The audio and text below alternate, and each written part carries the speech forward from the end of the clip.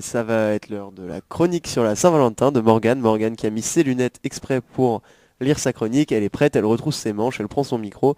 Et c'est parti Morgane, c'est à toi. Ah bah, je suis sérieuse parce que voilà, je trouve que c'est un sujet très sérieux aujourd'hui.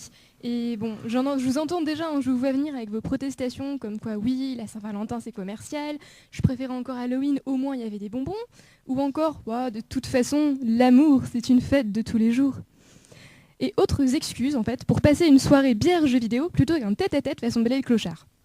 Mais laissez la petite fleur bleue que je suis clamer que vous avez tort. Et que non seulement il y a en chaque être un romantique qui s'ignore, ouais, ça rime en plus, mais que la Saint-Valentin a des origines bien plus profondes que l'arrière-boutique de chez Carrefour. En effet, une origine possible de cette célébration remonte à l'Antiquité, avec les fêtes romaines des Lupercales, fêtes païennes qui se déroulaient entre le 13 et le 15 février, et qui honoraient Faunus, le dieu des troupeaux, qui les défendait contre les loups. D'où le qualificatif de Lupercus qui lui a été attribué. La fête se tenait également dans la grotte du Lupercal, auprès du mont Palatin, grotte dans laquelle Romulus et Rémus auraient, selon la légende, été trouvés et recueillis par le berger Faustulus et son épouse Acca Larentia. Cette dernière étant d'ailleurs une prostituée, elle se faisait surnommer Lupa, soit la fameuse louve dont vous avez certainement entendu parler, et dont les représentations sont finalement assez loin de la réalité. Imaginez un petit peu la statue au milieu de Rome, ce serait très joli de façon un peu plus réaliste, je suppose. Mais bon, pour l'instant, on parle surtout de prostituées, de boucs. Est-ce que c'est pas un peu loin de l'image galante de la Saint-Valentin, me direz-vous ? Eh bien, le décalage va continuer à vous surprendre, car cette fête célébrait également la fécondité, bon jusque-là ça va, et après les offrandes à la divinité, la coutume voulait que les jeunes hommes, vêtus de pagne, aillent courir dans la ville de Rome, des lanières de cuir entre les mains, afin de fouetter les derrières des demoiselles qu'ils croisaient, leur souhaitant ainsi gentiment d'avoir un enfant dans l'année. Voilà, comme quoi non seulement les célibataires profitaient autant que les couples à l'époque, mais en plus c'était décidément une journée à faire des rencontres.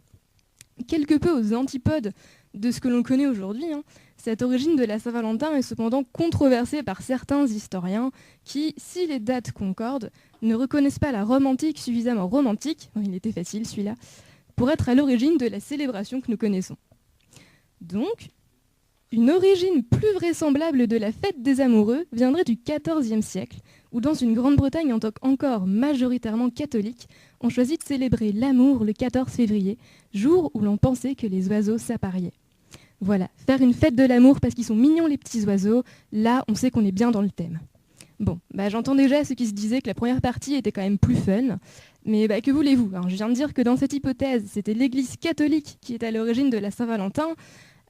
Imaginez 2 secondes le curé en mode cuir, pagne, tonsure et les bonnes sœurs, on est d'accord, ça colle pas. On parle bien ici d'une fête douce, fêtant les 3 Valentins, des saints martyrs qui sont assez liés entre eux et qu'on assimile parfois les uns aux autres, dont les reliques sont encore aujourd'hui partie prenante des civilisations organisées un peu partout dans le monde.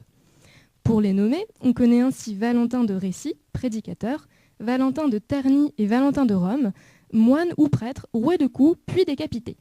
Tout en douceur et en glamour, je vous le disais.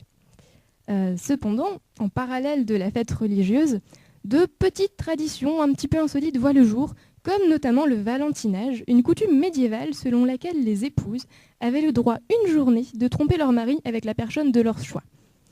Voilà, je me disais aussi qu'après la prostitution, le sadomasochisme et puis les cadavres, il manquait le passage sur l'adultère. Bon, on voit aussi des traditions plus tendres arriver, comme de s'offrir des billets doux, ou de prononcer et renouveler ses vœux. Et ces traditions-là se répandent à travers le continent aux alentours du XVIIIe siècle, où la fête devient un peu laïque, et certains diront commerciale et boudée d'une partie de son public.